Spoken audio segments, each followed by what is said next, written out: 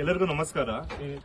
ವರ್ತೂರಲ್ಲಿ ನಿನ್ನೆ ಏನ್ ನಡೀತು ಎಲ್ಲರಿಗೂ ಗೊತ್ತಿರುತ್ತೆ. 3 ವರ್ಷ ಚಿಕ್ಕ ಮಗು ಮೇಲೆ ಅವ್ನಿಗೆ 14 ವರ್ಷ ಅಂತೆ. ಅವ್ನು ಉತ್ತರ ಪ್ರದೇಶದಿಂದ ಬಂದಿರೋದು. ಪಾಪ ಇವ್ರು ಬಂದು 2-3 ತಿಂಗಳಾಯ್ತಲ್ಲ. ಪಾಪ ನೇಪಾಳಿಂದ ಹೊಟ್ಟೆಪಾಡಿಗೆ ಅಂತ ಬೆಂಗಳೂರಿಗೆ ಬಂದಿದ್ದಾರೆ. ಅಂತ ಕಚಡ ನಾಯಿ ನನ್ನ ಮಕ್ಳು ಪಾಪ ಸರ್ ನೋಡಿದ್ರೆ ಮನೇನೂ ಅಲ್ಲ ಸರ್, ಸ್ಲಮ್ ಒಂದು ಚಿಕ್ಕ ಚೌಪಡಿ ಮನೆಗಳ ತರ ಇದಾವೆ ಪಾಪ. ಇಂಥದ್ರಲ್ಲಿ 2-3 ತಿಂಗಳು ಪಾಪ ಸ್ಕೂಲಲ್ಲಿ ಹೌಸ್ ಕೀಪಿಂಗ್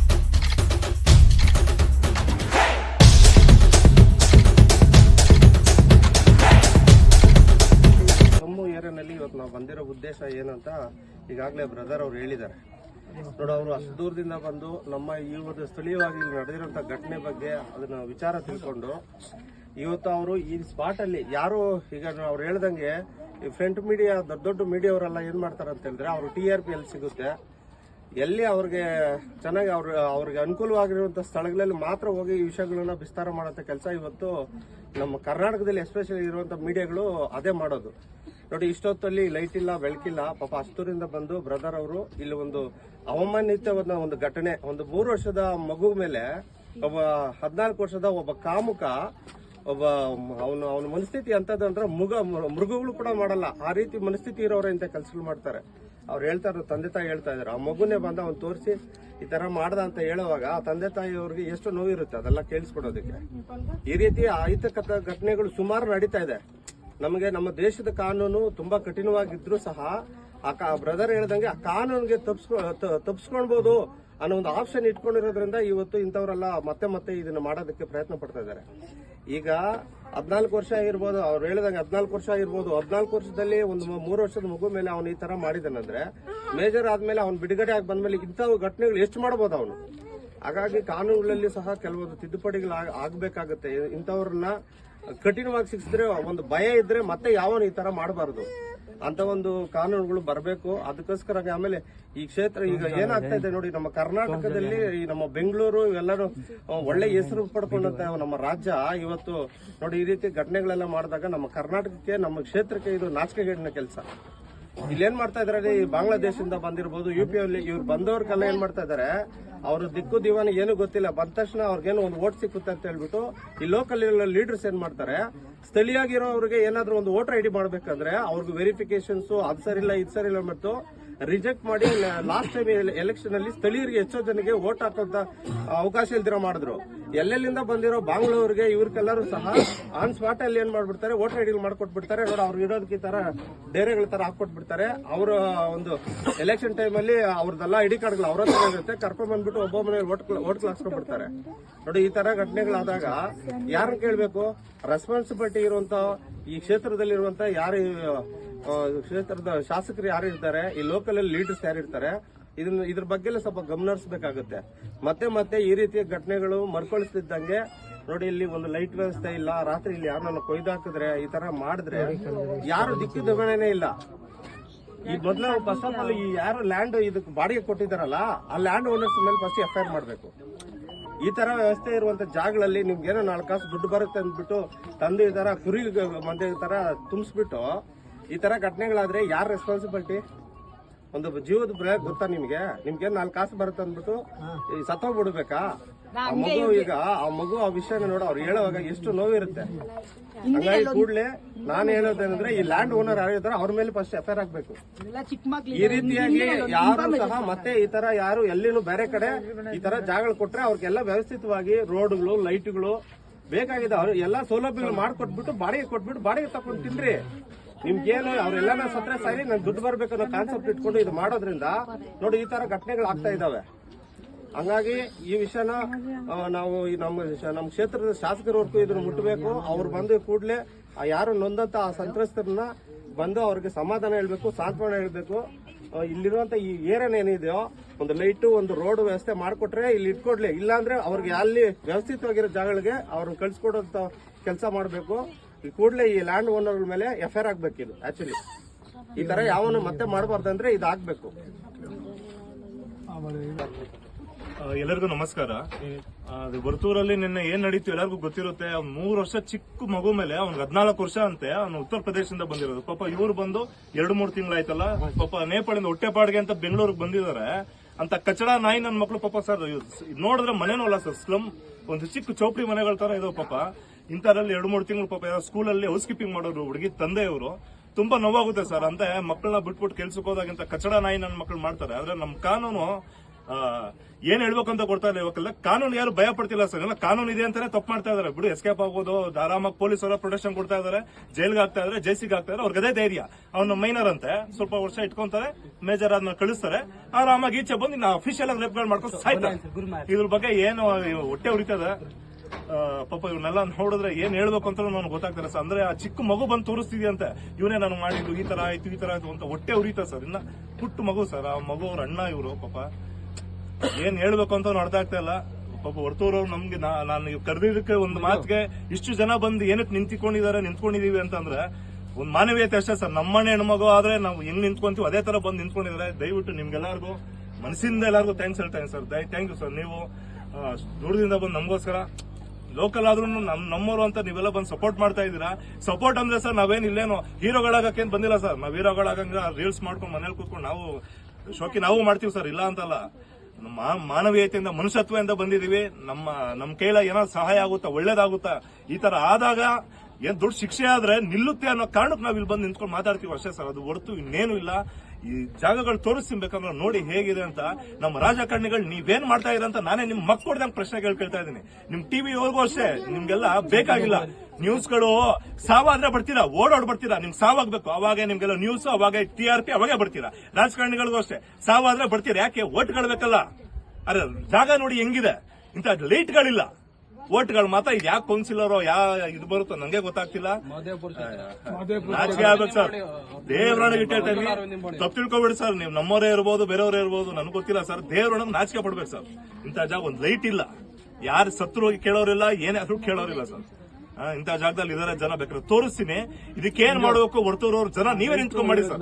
ನಾನು ಎಲ್ಲಿಂದ ಓಡ್ ಬಂದು ಊರ್ ಬಿಟ್ಟು ಊರ್ ಬಂದು ನಾನು ಮಾಡೋದಿಲ್ಲ ಸರ್. ಲೋಕಲ್ ಜನ ಇಂಥ ಜನಕ್ಕೆ ನೀವೇನ್ ಮಾಡ್ಬೇಕು ಅಂತ ನೀವೇ ವರ್ತೂರವ್ರ ನೀವೇ ಪ್ರಶ್ನೆ ಮಾಡ್ಕೊಳ್ಳಿ. ಯಾರಿಗೆ ಕಳಿಸ್ಬೇಕು ಟ್ಯಾಗ್ ಮಾಡಿ, ಮಾತಾಡಿ, ಪ್ರಶ್ನೆ ಮಾಡಿ. ಇಂಥವ್ರ ಧೈರ್ಯ ತುಂಬಿ ಸರ್. ಥ್ಯಾಂಕ್ ಯು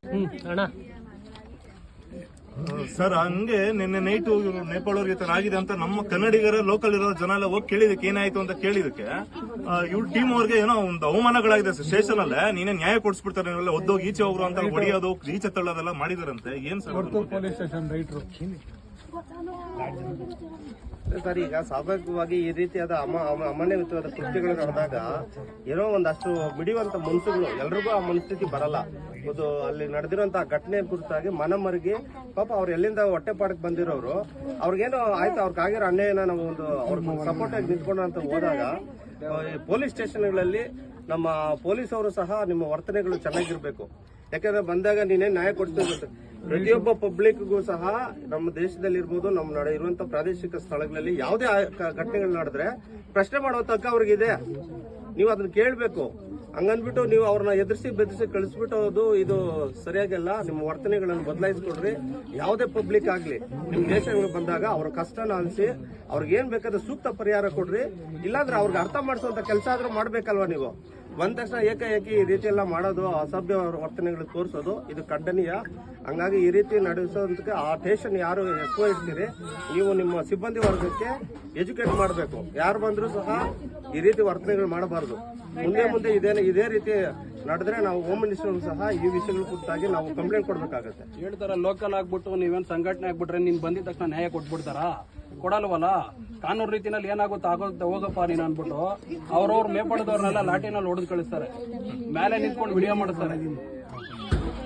ಅವ್ರ ಮೊಬೈಲ್ ಅವ್ರ ಅಪ್ಪನ ನಂಬರ್ಗೆ ಫೋನ್ ಮಾಡಕ್ ಹೋದ್ರೆ ಅವ್ರ ಅಪ್ಪನ ನಂಬರ್ ಬ್ಲಾಕ್ ಮಾಡ್ತಿದಾರೆ. ಅವ್ರ ಅಪ್ಪ ಮೊಬೈಲ್ ಯಾರನ್ನ ಕಾಲ್ ಮಾಡ್ಲಿ ಒಂದೇ ರಿಂಗ್ ಕಟ್ ಆಗುತ್ತೆ.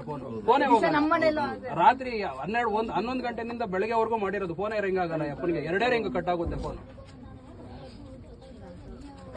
ಸರ್ ಇನ್ನೊಂದು ಎಲ್ಲಾರ್ಗು ಯಾರ್ಯಾರು ಬಂದಿರೋ ಸರ್ ಪ್ರತಿಯೊಬ್ರು ನನ್ನ ವಿಡಿಯೋ ನೋಡಿ ಬಂದ್ರು, ಇಲ್ಲ ಈ ತರ ಆಗಿದೆ ಅಂತ ನೆನ್ಸ್ಕೊಂಡು ಒಂದು 50-60 ಜನ ತುಂಬಾ ಸಂತೋಷ ಆಯ್ತು ಸರ್. ತುಂಬಾ ಸಂತೋಷ. ಯಾಕಂದ್ರೆ ದುಃಖ ಪಡುವಂತ ವಿಷಯ ಆದ್ರೂ ನಮ್ಮನೆ ಹೆಣ್ಮಕ್ಳು ಅಂತ ನೀವ್ಯಾರು ಪ್ರತಿಯೊಬ್ರು ಯಾರು ಬಂದಿರೋ ಹೆಸರು ಕೈ ಜೋಡಿಸಿ ಎಲ್ಲರಿಗೂ ನಮಸ್ಕಾರ ಹೇಳ್ತಾ ಇದೀನಿ ಸರ್. ಯಾಕಂದ್ರೆ ಇಂತ ಮನ್ಸಿದೆಯಲ್ಲ, ನಮ್ಮನೆ ಹೆಣ್ಮಕ್ಳಿಗಾಗಿದೆ ಹೆಂಗ್ ಬರ್ತೀವಿ ಅಂತ. ಇದು ದಯವಿಟ್ಟು ನಾನು ಇವತ್ತು 100 ಜನ ಆಗಿರೋ 1000 ಜನ ಆಗ್ಬೇಕು ಸರ್. ಒಂದೊಂದು ಘಟನೆ ನಡೆದಾಗ 1000 ಜನ ನಿಂತ್ಕೊಂಡ್ರೆ ಅದಕ್ಕೆ ಸೆಕೆಂಡ್ ಅಲ್ಲಿ ಕೆಲಸಗಳಾಗುತ್ತೆ ಸರ್. ಒಗ್ಗಟ್ಟಿಲ್ಲ ಅಂದ್ರೆ ಏನು ಮಾಡಕ್ಕಾಗಲ್ಲ ಸರ್. ಈ ಒಗ್ಗಟ್ಟು ಎಲ್ಲರೂ ಬೆಳೆಸ್ಕೊಳ್ಳಿ. ನೀವೆಲ್ಲ ಬಂದಿರೋರ್ಗೆಲ್ಲರಿಗೂ ತುಂಬಾ thank you sir. Thank you. Public direct ಆಗಿ ಬೈತೀನಿ ಸರ್ ನಾನು. ಯಾಕಂದ್ರೆ ನಾಚಿಕೆ ಆಗ್ಬೇಕು ನಿಮ್ಮಂತ ನನ್ನ ಮಕ್ಕಳಿಗೆಲ್ಲ. ಯಾವ್ದೋ ಮೊನ್ನೆ ಹೋಗಿದ್ದು ಆನೇಕಲ್ ಚಂದಾಪುರದಲ್ಲಿ ಆದಾಗ ವಯಸ್ಸಾಗಿರೋ ಬಿಡಿ ಸರ್ ಪಾಪ ಏನೋ ಗೊತ್ತಾಗಿಲ್ಲ ವಯಸ್ಸಾಗಿದೆ ಬಿಡಿ ಅಂತ ಅನ್ನೋದಕ್ಕೆ ಕಚಡ ನನ್ ಮಕ್ಳು ಇದ್ದೀರಾ. ಎಲೆಕ್ಟ್ರಾನಿಕ್ ಸಿಟಿಯಲ್ಲೂ ಅಷ್ಟೇ ಆತರ ಏನೋ ಒಂದು ಕೇಸ್ ಆದಾಗ ಹುಡುಗಿರೇ ತಪ್ಪಿರುತ್ತೆ ಬಿಡು ಅಂತ ಬಿಟ್ಟು ಕಳ್ಸಿರೋ ನನ್ ಮಕ್ಳು ಅಂತ ಮಾತಾಡೋ ನನ್ ಮಕ್ಳು ಇದ್ದೀರಾ. ಇಲ್ಲೇ ಆಯ್ತು ಚಿಕ್ಕ ಹುಡುಗ ಬಿಡಿ ಸರ್ ಏನು ಗೊತ್ತಿಲ್ಲ ಅಂದ್ರೆ ನಿಮ್ ಪ್ರಕಾರ ಏನು ರೇಪ್ಗಳಾಗಬೇಕು, ಹೆಣ್ಮಕ್ಳ ಮೇಲೆ ಅನ್ಯಾಯಗಳಾಗಬೇಕು. ಆದ್ರೆ ತಪ್ಪಿಸ್ಕೊಳಕ್ ಏನೋ ಒಂದು ಕಾರಣಗಳು ನಾವೇ ಹುಡುಕೊಡ್ತಾ ಇದೀವಿ. ನಿಮ್ಮಂತ ಕಚಡ ನಾಯಿ ನನ್ನ ಮಕ್ಳು ಇರೋದ್ರಿಂದ ಇಂತ ನನ್ನ ಮಕ್ಳು ಆರಾಮಾಗಿ ಮಾಡ್ಕೊಂಡು ಹೋಗ್ತಾ ಇದಾರೆ. ಚಿಕ್ಕವನು ದೊಡ್ಡವನು ಸಣ್ಣವನು ಏನಿಲ್ಲ ಸರ್, ಇರೋನು ಇಲ್ದಾರನೇನಿಲ್ಲ. ತಪ್ಪ ಮೇಲೆ ತಪ್ಪೆ ಹೊಡೆದು ಕಲ್ಲಲ್ಲಿ ಹೊಡೆದು ಸಾಯಿಸ್ಬೇಕು. ಅವ್ನು ಎಂತವನೇ ಆಗ್ಲಿ, ಮೈನಾರಿಟಿ ಮೆಜಾರಿಟಿ ಏನಿಲ್ಲ ಸರ್. ತಪ್ಪು ಮಾಡುವ ಗೊತ್ತಿಲ್ವಾ ಚಿಕ್ಕವನು ದೊಡ್ಡವನು ಅಂತ? ಇದನ್ನ ಸ್ವಲ್ಪ ತಲೆಯಲ್ಲಿ ಇಟ್ಕೊಂಡು ಮಾತಾಡ್ಬೇಕು ಸರ್. ಯಾರು ಪಬ್ಲಿಕ್ ಆದಾಗ ನಮ್ಮ ಮನೆಗಳಿಗೆ ಆದಾಗ ಮಾತ್ರನೇ ಗೊತ್ತಾಗ ಸರ್. ಅಲ್ವರೆಗೂ ಬರುತ್ತೆ. ನಿಮ್ ಮೀಡಿಯಾದವ್ರಿಗೆ ನಾಚಿಕೆ ಆಗ್ಬೇಕು. ದೇವ್ರನ್ನ ಇಟ್ಟು ಹೇಳ್ತಾ ಇದೀನಿ, ನೀವು ತಿಂತಾ ಇರೋದು ಅನ್ನ ಅಲ್ಲ, ಇಂತ ಅನ್ಯಾಯ ಆಗಿದೆಯಲ್ಲ ಅಂತ ರಕ್ತ ತಿಂತಾ ಇದ್ರ ಅಂತ ರಕ್ತ ಕುಡಿತಾ ಇದ್ರ ಕುಡೀರಿ, ಚೆನ್ನಾಗಿರಿ. ಎಷ್ಟು ದಿನ ಚೆನ್ನಾಗಿರ್ತಾರೆ ನಾನು ಡ್ಯೂಟಿ. ಆ ಹುಡುಗ ಎಲ್ಲಿದ್ದ? ಆ ಹುಡುಗ बच्चे नहीं एक आदमी किधर किधर अब एक आदमी ಲೋಫರ್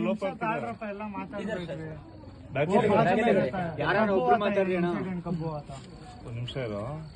ನಿನ್ನೆ ಆಯ್ತಲ್ಲ ಜಗಳ ಮಾಡಿದ್ರಂತಲ್ಲ, ಯಾರು ನಿಮ್ಮ ಮೇಲೆ? कौन झगड़ किए थे वो लड़का? झगड़ा करे ना कौन वो झगड़ा उतना जस्टी बोल रहा सर उतना नहीं मैं बात करो परवाह नहीं. कल झगड़ा किया था ना, वो लड़का कौन है? जब बच्चे को हॉस्पिटल में लेके चले गए हम लोग, फिर बाद में झगड़ा कौन मारा क्या मारा मालूम नहीं. हम बच्चे को हॉस्पिटल लेके चले गए. इधर वो टाइम में किधर इधर वो सर 1:30 बजे मैं यहाँ से रूम से खाना खिला के गया था. ना कल ही है सर, कल ही है.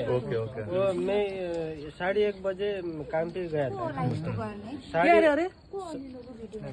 1:30 बजे से 5 बजे तक कोई भी नहीं था इधर.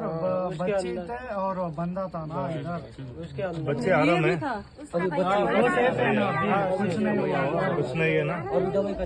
उसको कंप्लेंट हो गई, FIR हो गया जेल में? पुलिस सपोर्ट किया तुमको? कोई भी तंग नहीं किया ना. बड़े साहब पे आया था इधर. बड़े साहब पे आया जो ओनर बड़े साहब जो मालिक है ना, उस साहब आके भी इधर बात करके भी सब हो गया सर.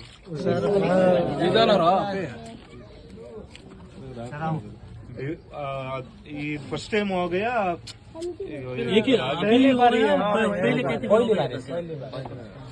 First time? कुछ नहीं इधर गली में कुछ नहीं. और कुछ भी लफड़ा सफड़ा कुछ भी नहीं सर. लेकिन ಎಲ್ಲಿಂದ ಬಂದಿದ್ದ? उत्तर प्रदेश ಫ್ರೆಂಡ್ಶಿಪ್ नहीं है तुमको? निंगो उनके प्लान ಮಾಡ್ಕೊಂಡು ಬಂದಿರೋದು ಅವನು? प्लान किया आया? मैं अब काम पे गया. कितने दिन से हो गया? मेरे औरत की डांडी ये हो गया सर. इधर आया, इनको नेपाल से आया, अभी नया है. 6-7 महीने हो गया इनको. कितना दिन आया? ये ಎಷ್ಟು ದಿನ ಆಯ್ತು? इनको 2-3 महीने हुआ सर नेपाल में. 2 months है. ये तो अभी गांव से आया, लेकिन मेरी को हो गया सर. इधर आया कितना 5 साल हो गया मेरी. इधर ही बेंगलोर ಏನ್ में ಕೆಲಸ ಮಾಡೋದು ಇವರು? ವರ್ಕ್ इधर स्कूल चैतन्य स्कूल है ना सर. स्कूल में हाउसकीपिंग करता है. दोनों उसका वाइफ भी और उधर हाउसकीपिंग करता है. लड़की का मैं father है?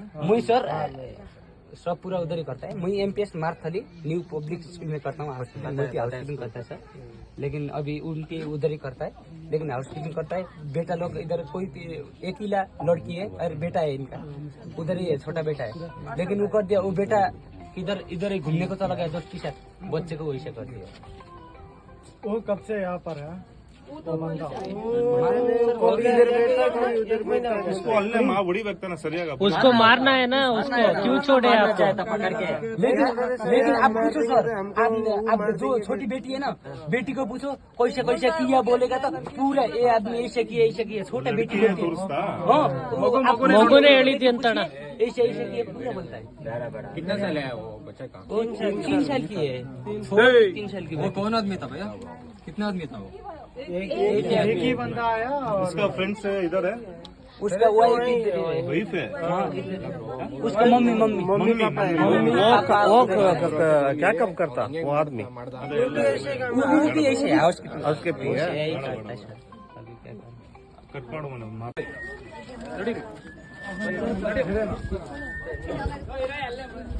ಬರ್ರಿ ಬರ್ರಿ ಸರ್.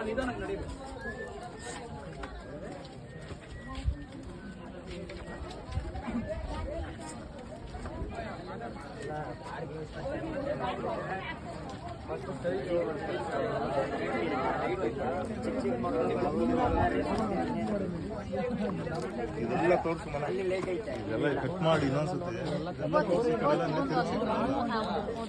ಈ ಜಾಗದಲ್ಲಿ ಲೈಟ್ ಇದೆಯಾ?